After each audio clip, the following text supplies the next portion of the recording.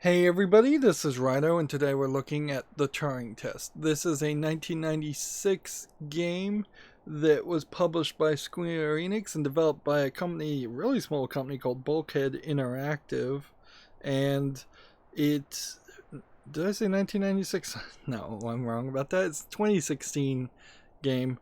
Bulkhead Interactive made the Turing Test, and then one other game. They don't even have a page on Wikipedia.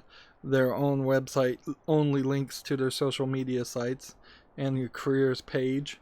I figured I needed to do something different. I've been playing a lot of action games, so a 3D platformer first person puzzler game seems about right.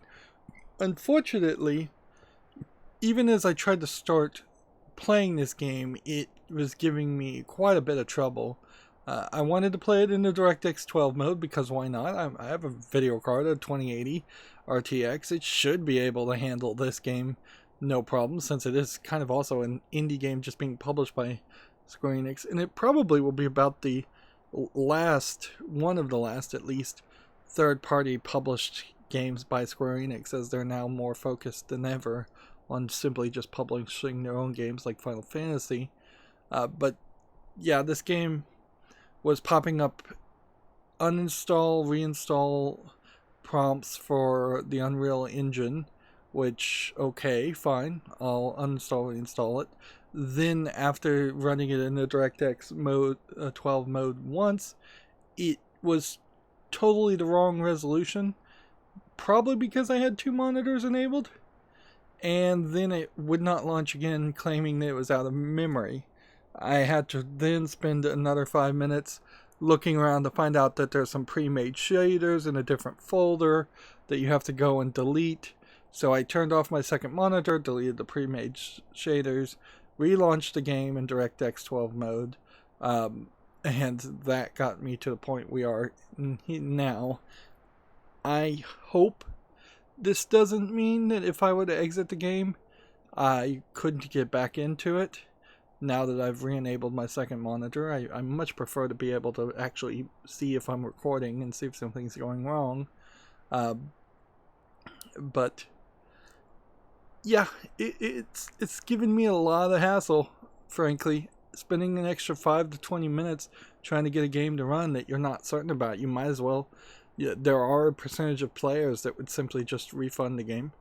It is also, I think, worth mentioning before we jump in that this game is selling itself as an Ultimate Edition that just gives you the prototype demo, the soundtrack, and a digital art book. So there's really no like added game content, as it were, for buying the Ultimate version, and that's kind of sucky.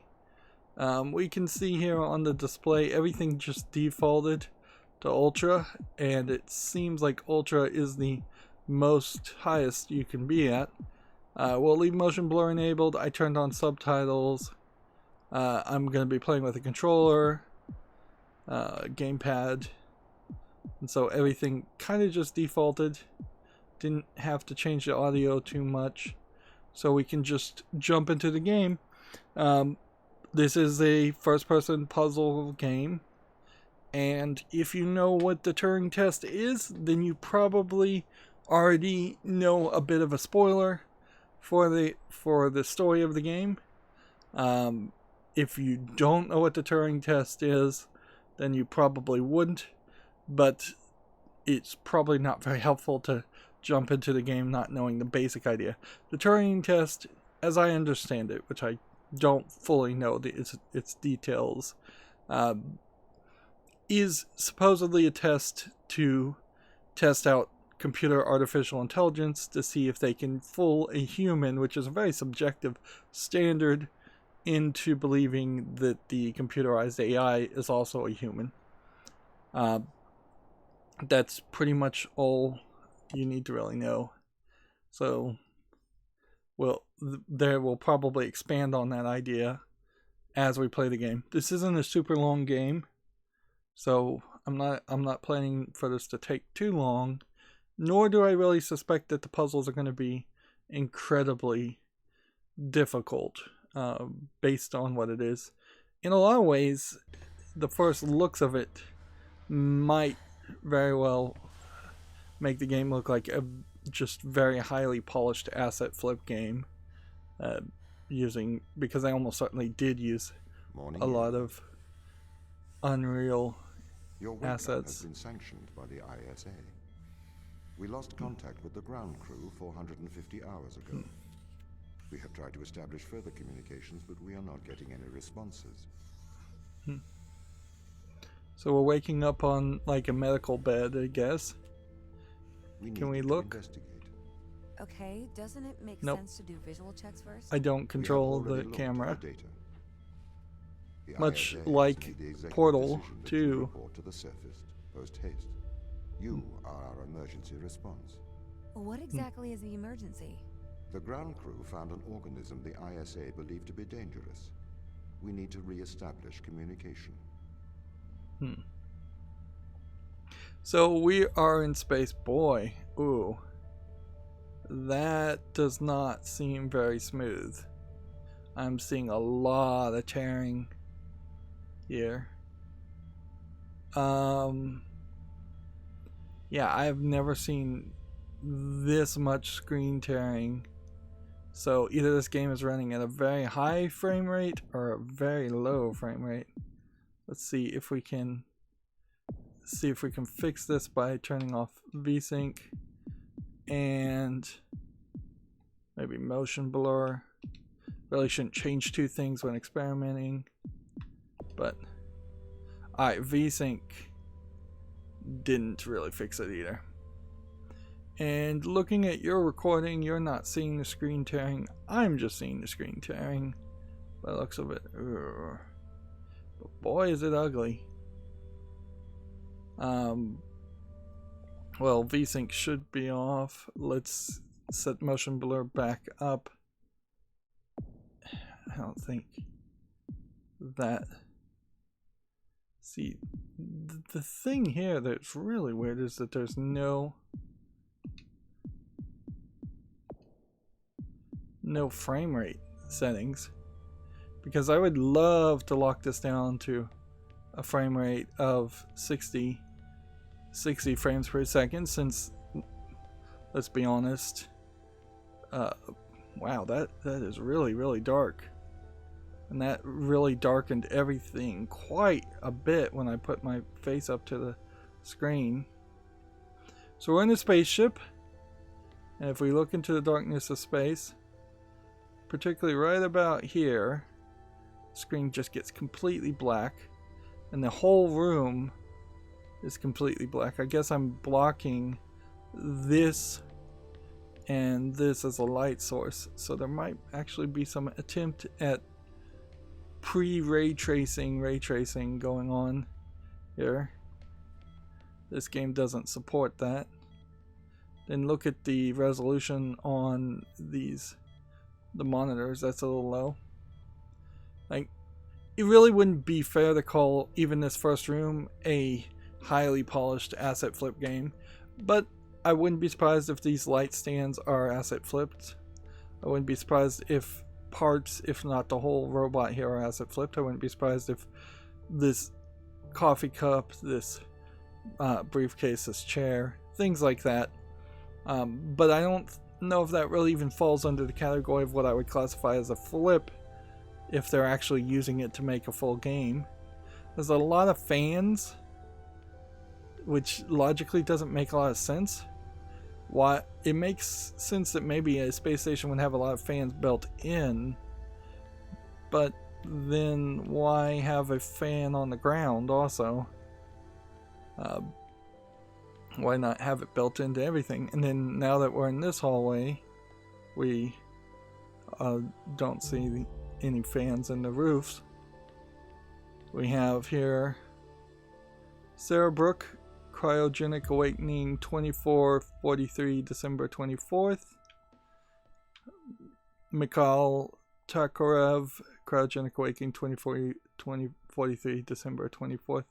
So they're supposed to all be woken up at the same time. And We have user error, pad malfunction, 2250, May 12th.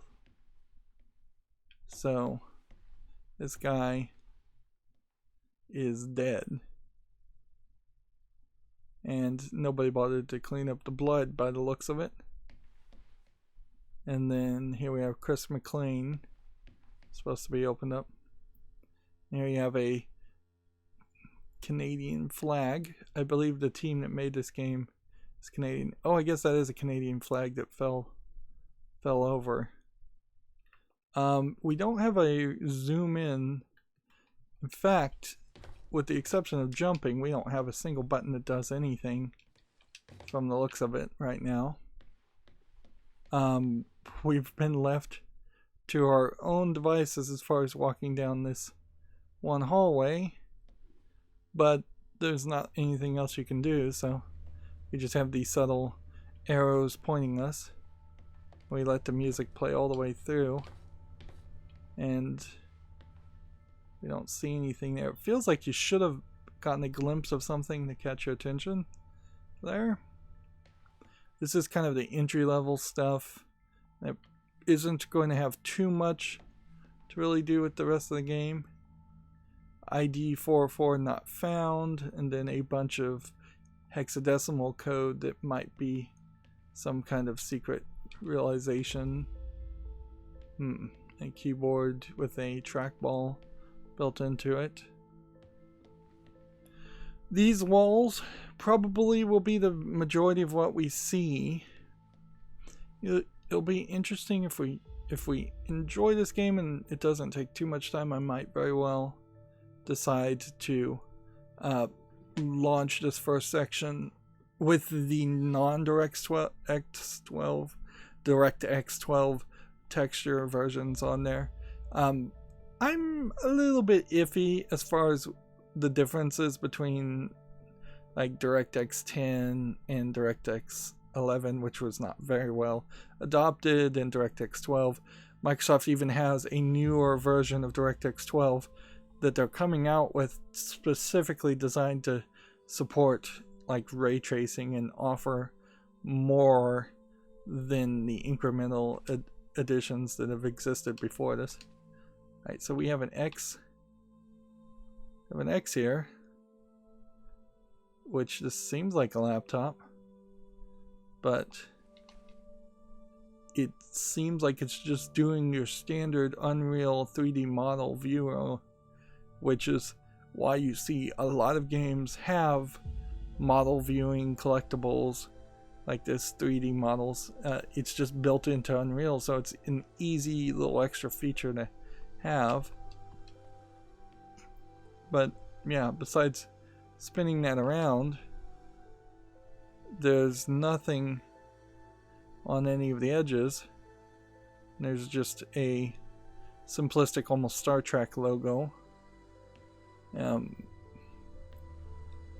We have a chair knocked over, and we're definitely not capable of picking up these letters and reading them.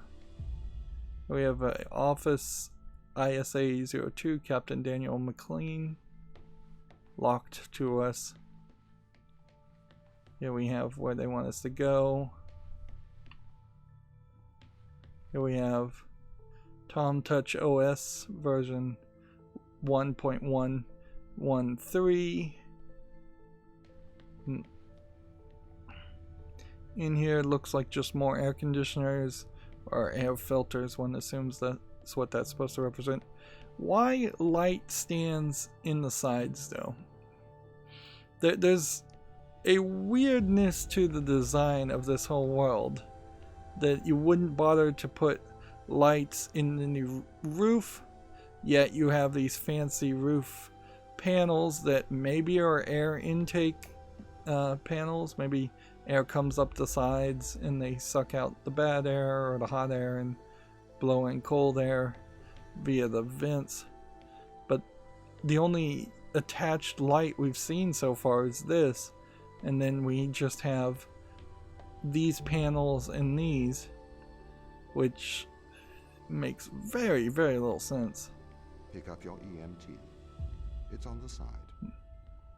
Here we have a lot of coat hangers. Again, things that, honestly, if this was a space station, it must just have great internal dampeners, because there's definitely a lot of things that would be knocked over.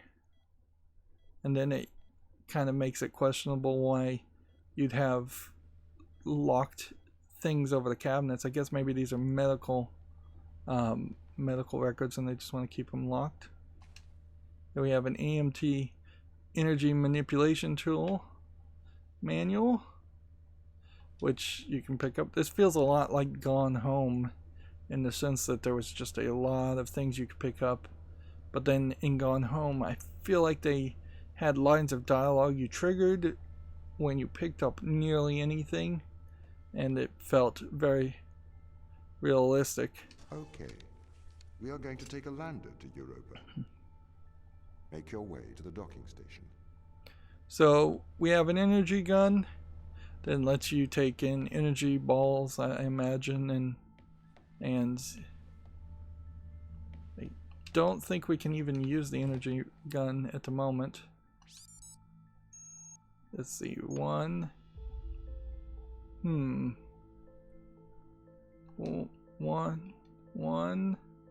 One, 3. Nope. There's a code here, but we would need to know what the code is to unlock that, and we don't. So it feels like if you were playing this the second time, you could get into that office, or perhaps back here all of this hexadecimal would turn into a code in, but I don't know hexadecimal memorized or anything like that, so the odds of me being able to read all of this is extremely low, and that is quite a lot. These aren't even like the puzzle elements yet. This is just the intro Easter egg stuff. And boy, do I hate Ava Turing. So they named the character Turing, and so I guess I am Ava Turing.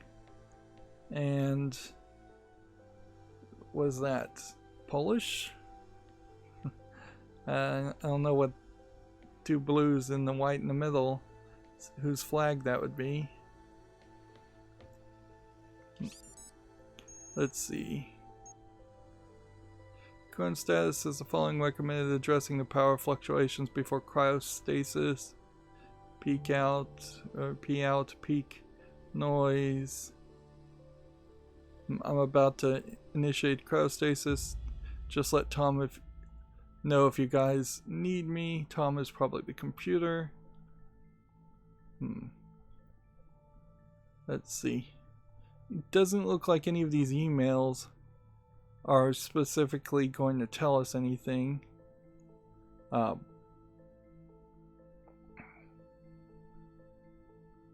And this is a weird user interface where text and emails would just be on a giant screen for comparison with giant speakers. Yeah, that feels very asset flippy too. It's just giant speakers with giant buttons on a giant screen with a tiny keyboard in comparison. Like, why would anybody want to stand here? I guess maybe if you were in a spacesuit, maybe that would explain big screens and big speakers if you had a helmet on. It doesn't really explain the small keyboard then. It just really does feel like that is something that's out of scale. And here we have an LED flashlight in the plastic molding of a very old style flashlight. Here we have yet another computer model that the color is different. I don't think there's anything else you can take from that other than seems like ISA does have different color logos, or perhaps different color indicators. Then just more books behind cabinet doors. You're not learning a lot here. I don't think you're supposed to learn a lot. And then I think we are going to just jump into this part and then land. One would assume we're going to see a nice little landing animation as we get on the planet. But then I think when we get on the planet, we're probably going to have this lander dock immediately. I can't control the camera right now, by the way. Interesting square retracting ladder, making sure that you just can't get back up to this previous section. So almost certainly would have to be a new game plus. What's the ship's status? To get into I the have captain's performed the office. necessary checks. The Europa lander is ready to launch. Unless, of course, we end up going through some kind of time loop, or just things change and we can actually get back into the into that area later on in the game.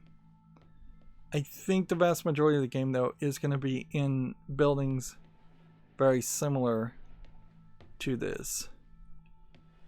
So we have 3 audio logs. I think that's everything wound up, Tom. Yes. Well, I guess I'm ready to go down for the long sleep then. Good night, Ava. I will miss your assistance. The ship will be very quiet without you here. Night. See you when I wake up, Tom. So there we hear a log with us. Residuals before nulling, -02, -04, -01. X and Z null to 0. Looking good. Okay, good. Horizon check right on time. How's things, Christopher? Good. I am go for power descent. I can confirm. You are go for power descent. Roger that. I am running the PDI program. 80-degree delta pitch to 88 degrees absolute. Braking procedure. Engine 1 ignition. Engine burn. Suppressing 400 alarm. Balance. So there's Tom with some other people. I'm not sure I like the audio style of Tom. I don't know if he would make a good computer Jarvis type voice. He seems a little, maybe too British, a little possibly hiding some condensation, not condensation, but condescending attitude behind his voice.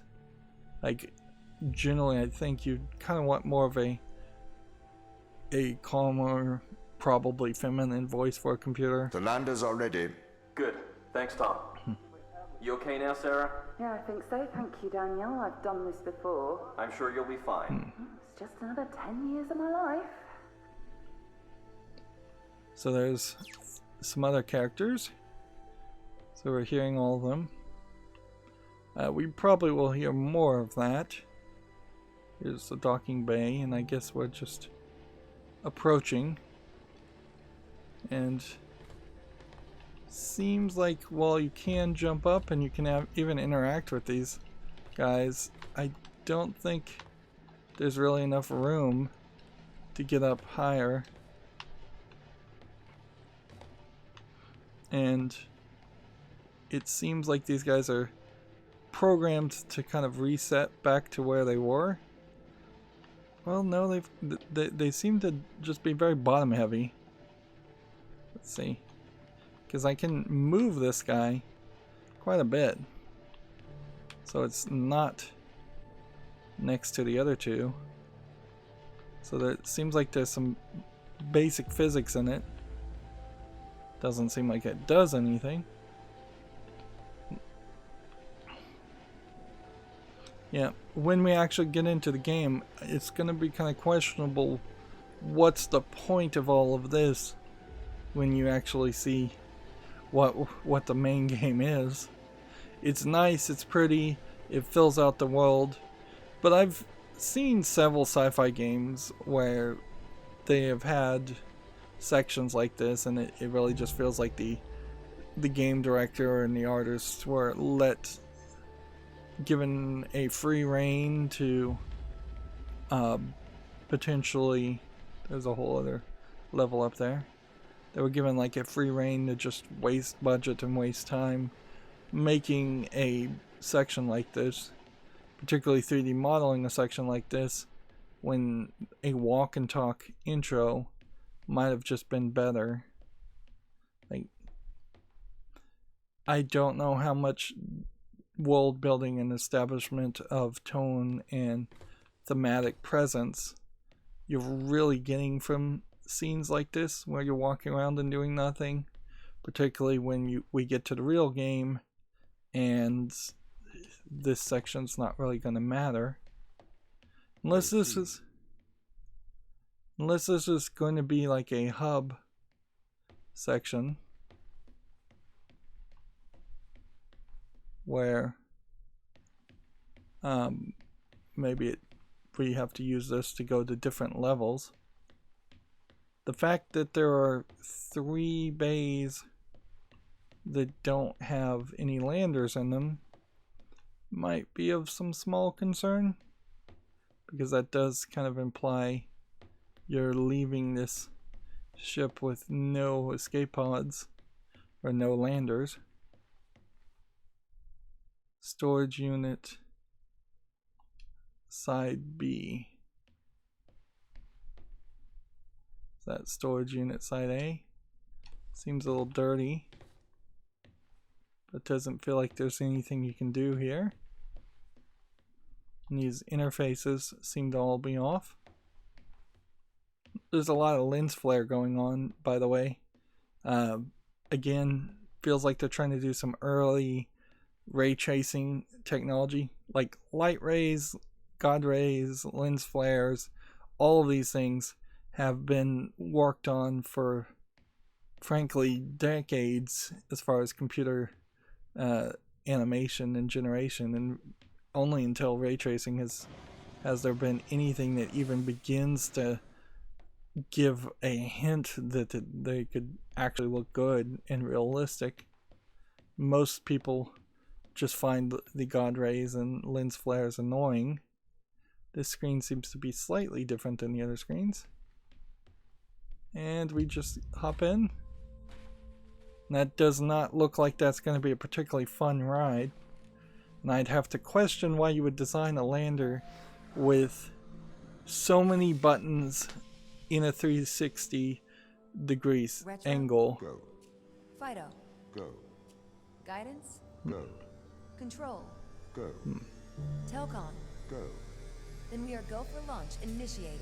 Separate.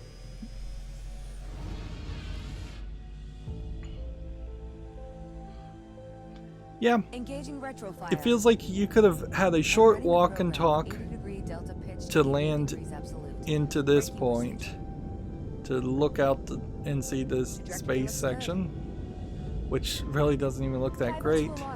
It looks like we're coming in too fast. We are slightly short of the landing site. We are going to have to burn late. Seems like this planet has a very high atmosphere.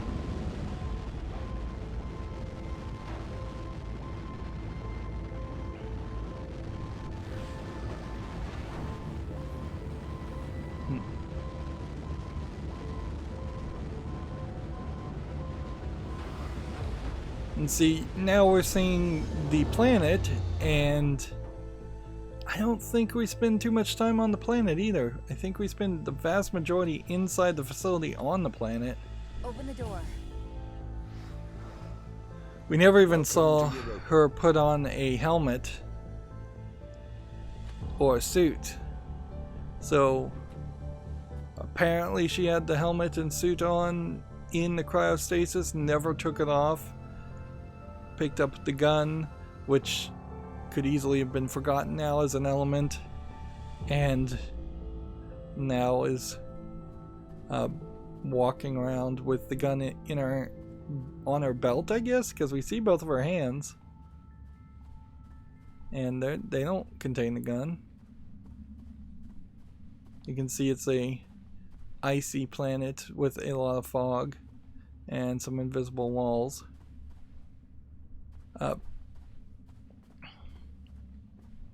Again, something like this probably doesn't need you to be able to actually walk through here.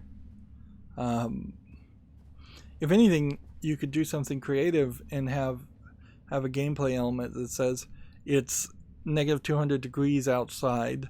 You have 30 seconds to run inside before you freeze to death. That way it discourages the player from wandering around this small landing section and realizing that you are in just a invisible walled in section of gameplay. Like, it's not even a Skyrim mountain where you can jump up and get further. Seeing little bits of visual texture glitches. Also, it looks like. How long will my suit survive these conditions? At 100 degrees Kelvin, a couple of hours. We should get inside. They said the exact opposite of what I feel it should have said. If we were landing late, Earth has managed to ship thousands of raw materials Did and modular we- components to Europa. it's interesting with triggering audio. If we're landing late, did we land in the right place and adjust, or are we landing at some secondary landing site different from the place we wanted to land it in? Like, that's not really clear. Clearly, there's a building here, so we landed somewhere that you were supposed to be able to land. But the dialogue should have said, we're landing too late, we'll have to land at the alternate site. That means you'll have to walk a lot further than I'd like. I do think most of the game is this, and yeah, this landing site area has lights in the ceiling, so it's a better design already, and lights built into the wall, but it is pretty much the same style and idea as the spaceship. And then we get into a loading section, and the loading in this game kinda long. I have a really fast 970 980 Evo SSD.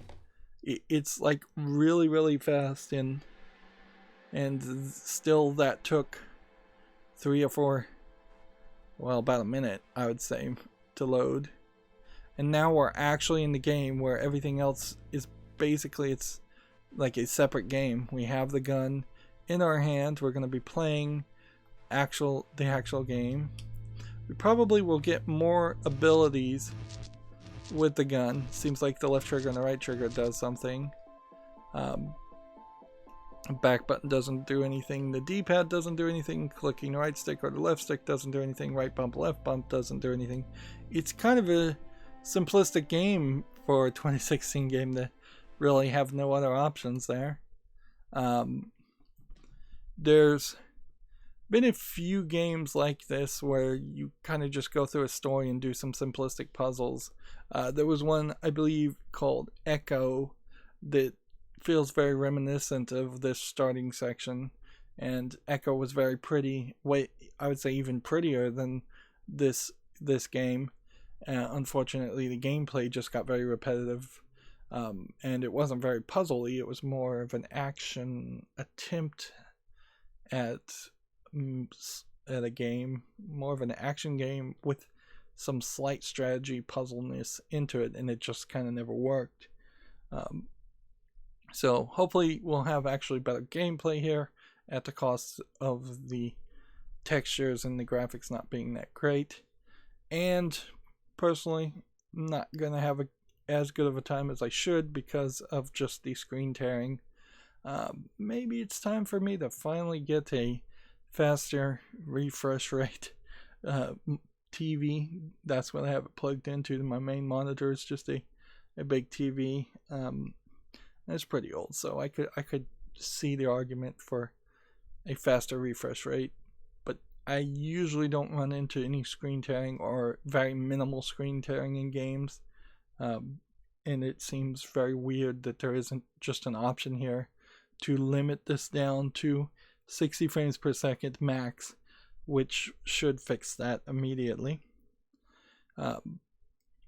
Well, that's where I'm going to end this recording. Like I said at the beginning, this isn't going to be a very long game, so it doesn't really make sense to try and speed run this with hour-long episodes. As always, I end my episodes the same way. I ask you to like, share, subscribe, comment, and watch every second of my videos, because that helps me with YouTube and tells them that my videos are worth watching. If you want a friend or follow me on any other social media sites so you can get notifications, there's a bunch of links down below. And if you want to support me further, there's a link to Patreon, or you can friend me on Steam and gift me a game off my wishlist. Thank you for watching. Have a good evening.